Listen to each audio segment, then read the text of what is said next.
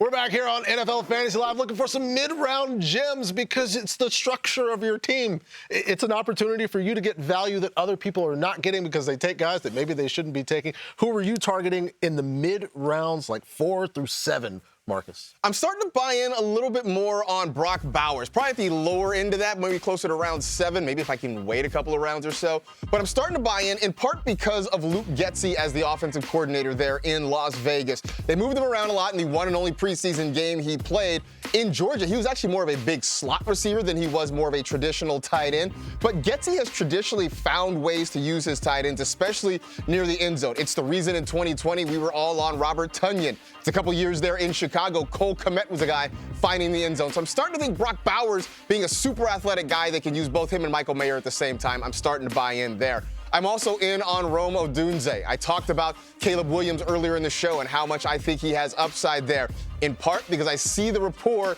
that he and Odunze seem to have put together. You had Odunze who lined up on the outside on 13 of his 15 preseason snaps, with Keenan Allen sort of occupying the slot and Shane Waldron as the offensive coordinator. Last year in Seattle, we didn't see a lot of 3 wide receiver sets. If they stay with a lot of 2 receiver sets, is Keenan Allen going to be the odd man out? Is it going to be Odunze? I think by the end of the year, you're looking at the rookie as the wide receiver 2 there behind DJ Moore.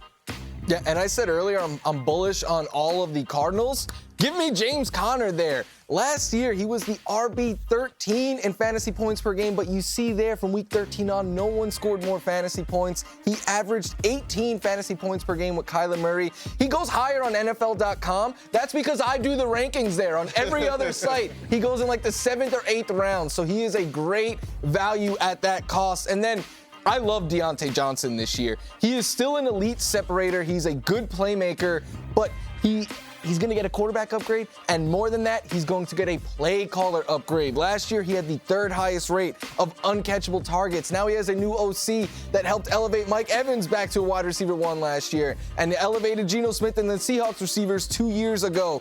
I think the Panthers, with Bryce Young, I think he's going to take a next step, and they're still going to have to throw the ball a bunch because they'll probably be trailing. Lots of volume for Deontay Johnson.